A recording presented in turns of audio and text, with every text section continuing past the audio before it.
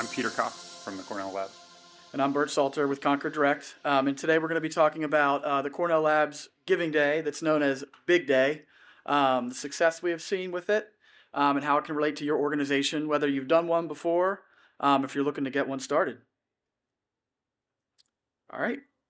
And Pete, you want to tell us a little bit about the lab? Sure. The Cornell Lab of Ornithology, for those of you who don't know, ornithology means the study of birds. We're part of the Cornell University in Ithaca, New York. Our mission is to interpret and conserve the Earth's biological diversity through research, education, and participatory science focused on birds and nature. We do more than birds as well: whales, elephants, other stuff. We're just going to talk about birds today. If you're not familiar with the lab, you may know the Merlin app, which helps people identify. Oh, right. Yeah, shout outs. Great. It's a really cool app. If you haven't downloaded it, it helps you recognize the birds around you. It can even identify them. It's kind of like the Shazam for birds, if you remember what Shazam was or is. It's still there. Either way, in addition to our academic side, so we do research and instruction, a lot of our work is engaging with the millions of people who love or want to learn about birds around the world. And I'm Bert Salter, Senior Director of Client Development at Concord Direct. We're a strategic fundraising and marketing company that works exclusively with nonprofits. We partner with our clients to grow their programs through our strategic, creative, and production services for every channel. All right. Oh, jumping ahead. So other than Giving Tuesday, which is coming right around the corner, just a quick show of hands. How many of you have your own Giving Day right now, other than Giving Tuesday? All right, great. And is anyone looking to start one soon? No. Well, maybe after today you will, after you see some of these results. And just for the purpose of today, Giving Day, we're defining it as a dedicated period, typically one day. But you'll see as we get through this, and you guys know pretty well, the promotion, donations often precede the actual event and happen afterwards as well. All right. And there we go. Yeah. You did the next one. All right, so branded giving days offer a lot to organizations and their audiences. You want to click those double taps? Yeah.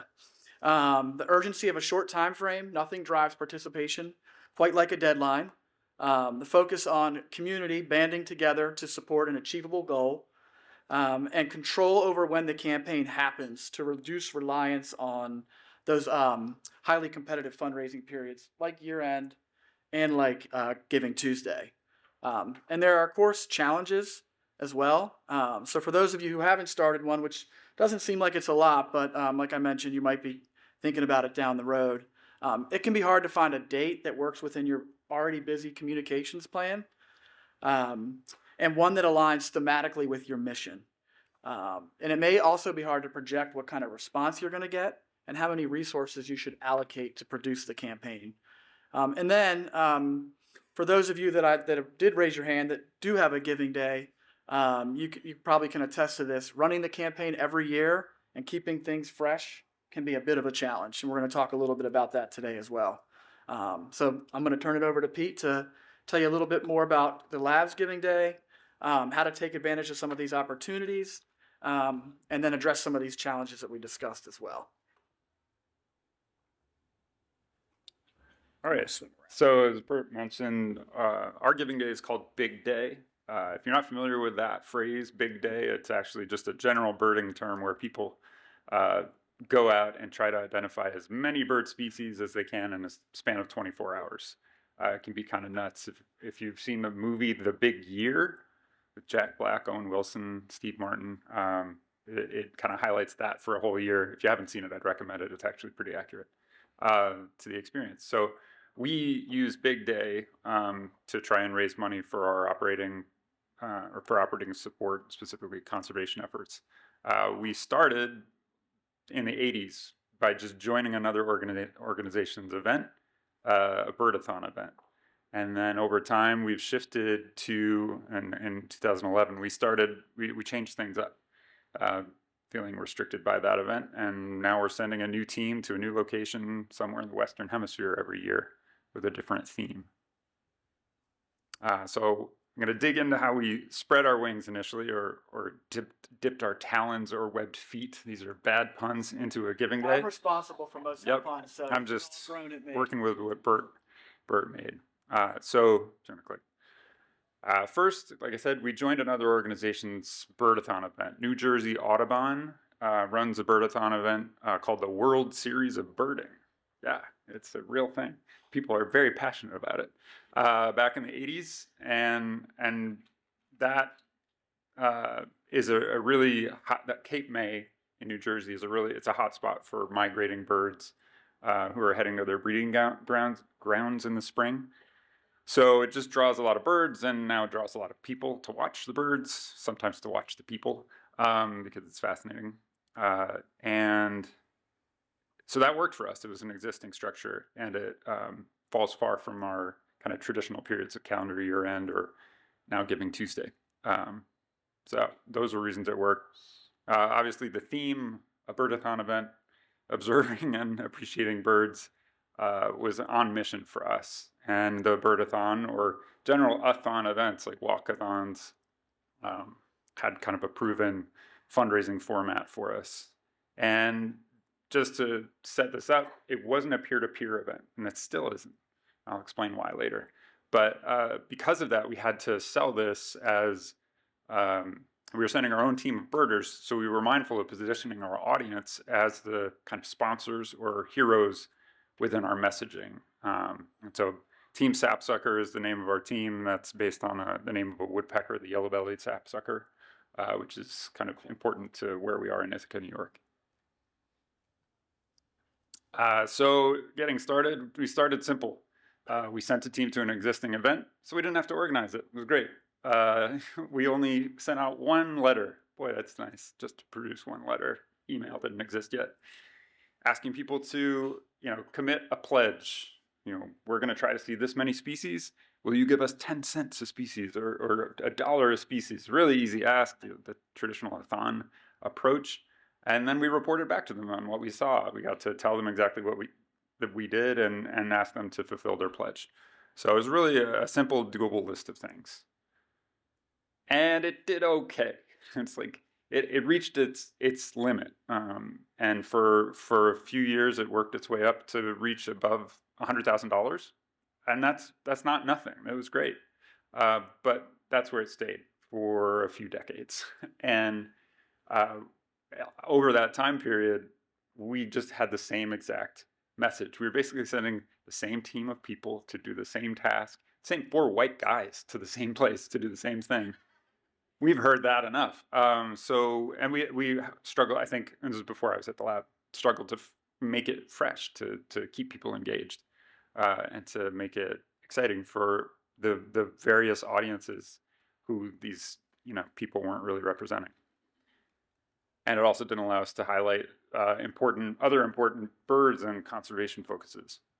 So we decided to change things up, keep it nest level fresh. That was a stretch. I don't know. I'm like, So I think I hear some so in 2011, we ditched the World Series of Birding for the most part.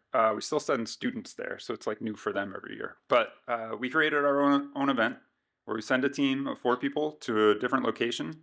The first year was in Texas, but you can see the dots on this map. We sent them all over the Western Hemisphere thus far, or over this 15, 16 years. And that's allowed us to showcase these different places, different bird species, conservation priorities, and also the communities and partners that are involved in our work. It's required a bit of effort to reimagine Big Day every single year. But as I'll show you later on, the rewards have been worth it. And over that time, we've also, obviously, digital and email became a thing. We have been able to collect pledges through Engaging Networks kind of data pages. So people submit their desired pledge, and then we send them another email or several emails after so they can fulfill their pledge via donation form. So Engaging Networks helped us there. And then we've incorporated other aspects of Big Day where there's kind of an engagement side. It's called Global Big Day, where anyone around the world can go out and see birds. We encourage them to do that. And as part of keeping it fresh, we tried new things. So In recent years, we've used video to build awareness about the new location and focus. We've offered gear giveaways and sent surveys early in the campaign to warm people up. And then after they submit or enter, we land them on a donation page, and that helps boost conversions. We've tried a couple of tactics to increase the average gift. So we offer some thank you gifts at 2 different levels with custom bird artwork. And while we use a different tool to send emails, we actually don't use Engaging Networks. We use HubSpot, and we'll soon transition to Salesforce Marketing Cloud. We were able to identify a way to deliver a dynamic ask array on Engaging Networks donation pages. If anybody's curious about the mechanics of that, I'm happy to answer specific questions about that later on, because it was a really cool thing using Engaging Network supporter profiles, and it was easy to set up. And so with that, A/B testing, offering a match, all these tactics that many of us are using, we've been able to grow the campaign. So it sounds like the campaign isn't simple anymore, and it's not. But I'd like to share a few ways we've managed to contain the effort it requires while still growing outcomes. So while keeping it fresh, we've done a few things that have really helped manage the effort. First, we eliminated pledge, got rid of the a-thon part of this. It required a lot of effort to run, and it restricted where we could go. We could only choose places where we were sure to count a high number of species, so we could keep the per species ask amount low. So even before the pandemic hit and travel restrictions forced us to do a local count, we'd already seen successful results in promoting donation only for a couple of years, and a complete shift away from pledge broke the model, but it worked, and we haven't looked back. We've been segmenting and tailoring communications with big day responsive audiences, making sure we definitely communicate with those people. And we've made it easier to opt out of the thank you gifts to kind of save on the costs and effort related to gift fulfillment. And we've used a few other things like integration with Smarty Streets to suggest and autofill USPS addresses when someone starts typing in their address. Eliminated paper receipts by using for online donations by putting necessary language in the autoresponder. Just simple things to keep making it easier every year. And the impact has been that it's easier to manage. And we've seen, although we've increased investment a little bit, we've definitely demonstrated growth. And we've been able to keep the content creative relatively fresh every year with minimal effort. And the results, this is like our one chart numbers. You can see it's well above $100,000 now, and it's growing steadily. And a lot of that is due to the popularity in birds. Like the pandemic really led to a moment for birds and people appreciating nature. So naturally our audience has grown, but these changes over the years in the campaign, allowing us to do something new every single year, has kept it fresh. And then here's another one that I'm still figuring out. This is things we want to do to remain fresh, akin to Stephen Covey's sharpening the saw, I think. We're trying to sharpen our feathers. So on the horizon are simple things like conversion enhancements, payment methods, Apple Pay, using fee coverage, and incorporating kind of the recurring, both monthly, annual giving conversion points or giving types. And then audience strategies, there's still a lot we don't know about these people. We know many people give to Big Day. We don't know why. So figuring out what inspired people to support Big Day versus our other campaigns, seeing if we can set them on different tracks throughout the year to help nurture that kind of relationship they've signaled they want. And then peer-to-peer, I don't know if we're going to do it.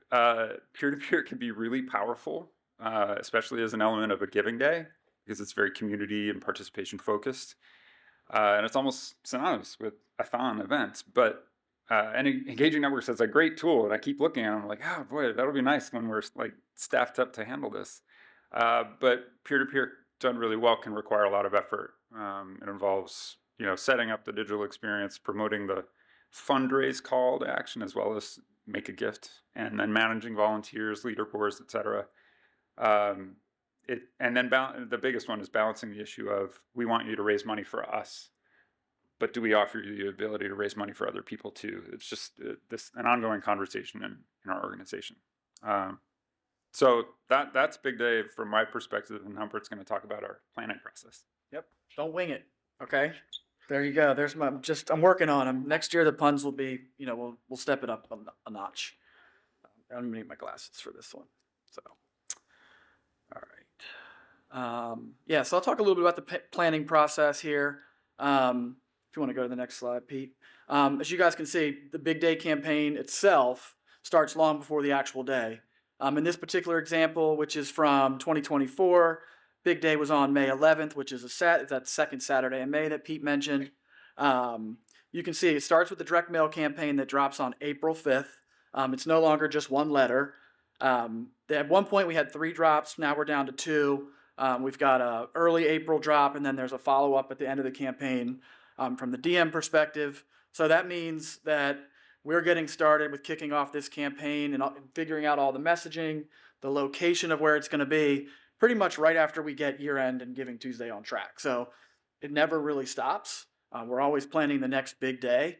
The emails, those begin in late April, primarily a cultivation focus. It's kind of a bookend approach there. We've got several cultivations at the beginning. We're going to be asking them quite a bit throughout the process, or throughout the campaign rather. And then at the end, we're going to do some more cultivation, thanking them for their gift, and hopefully prompting those that did not make a gift to make one at the end of the campaign. We've got web assets that are running throughout the entirety of the campaign. We've got multiple light boxes, banner ads.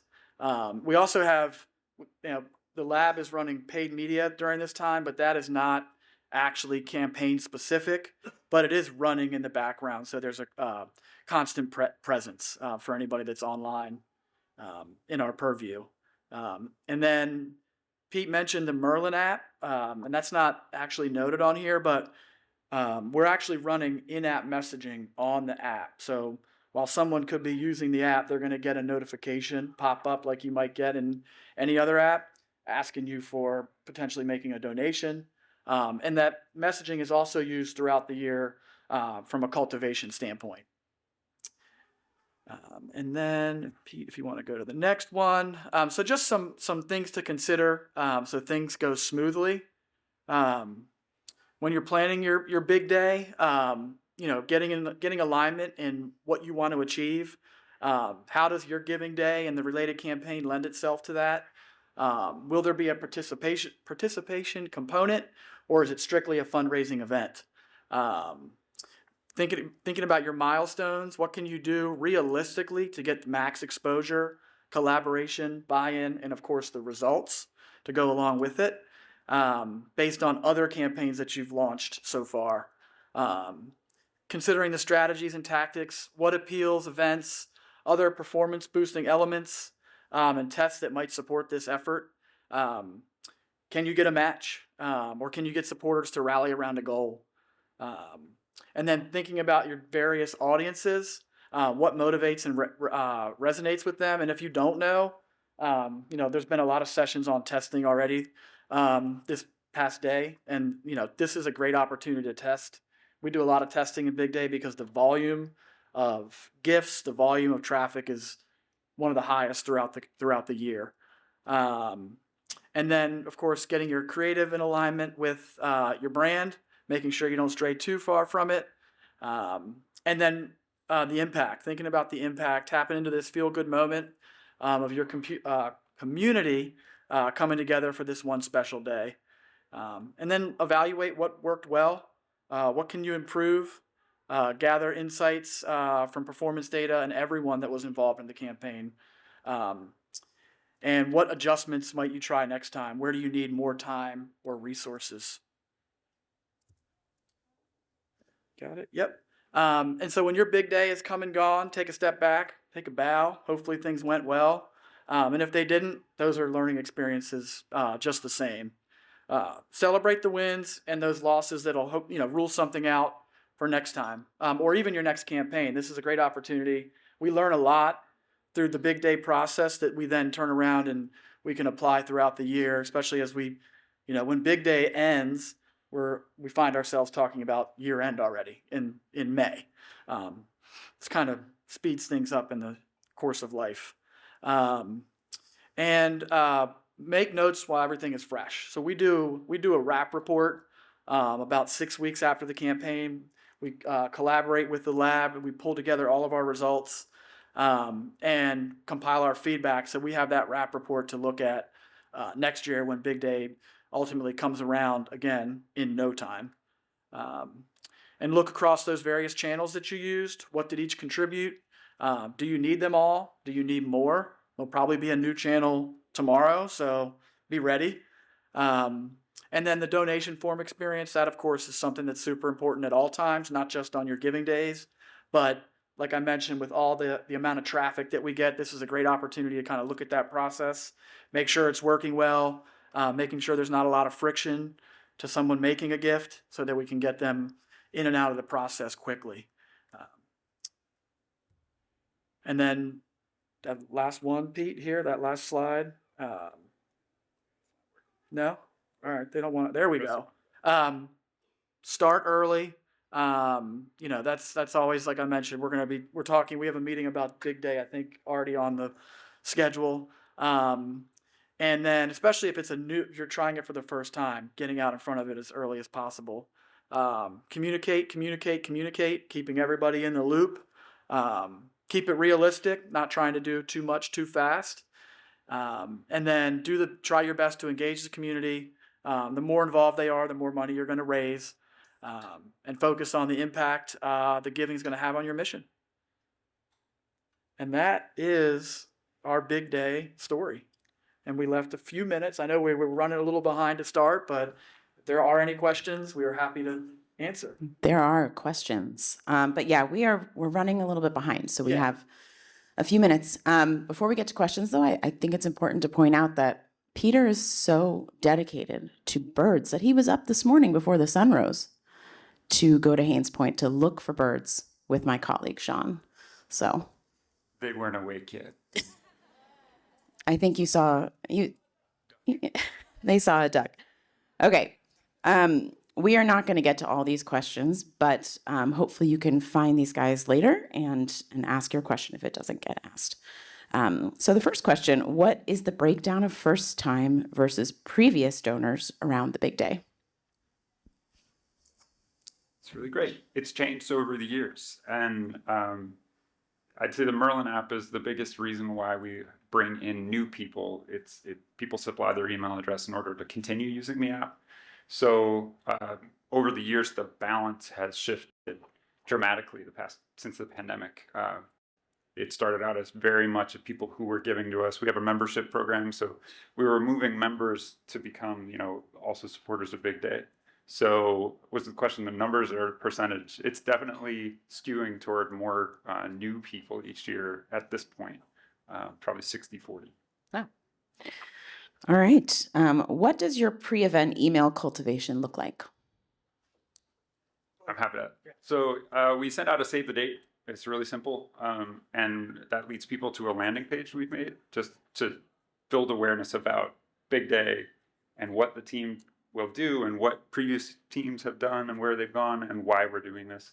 Also allows us to call out some of the more kind of some of the stories that are going to be hard to get to in kind of the conversion messaging later on. So we talk about partnerships that we have in those places, talk about if we're going to a specific region, why that region matters to birds, the issues it faces in terms of threats to birds and their habitats.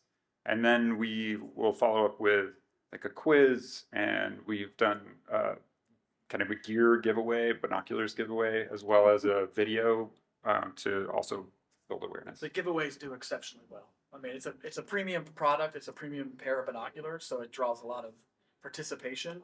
But then there's a lot of funds that are raised from that audience. They end up landing on a donation page after. Yeah. I know a lot of organizations do raffles. That's something I've seen where you're like required to make a gift, or maybe you can enter via mail or something. Mm-hmm. I've always felt that it's a hard experience, but I'm sure it's raising money for them, but we aren't doing that.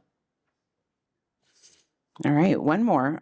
You mentioned getting to know the audiences better to steward them more effectively. is a priority in the future, how will you get to know them better?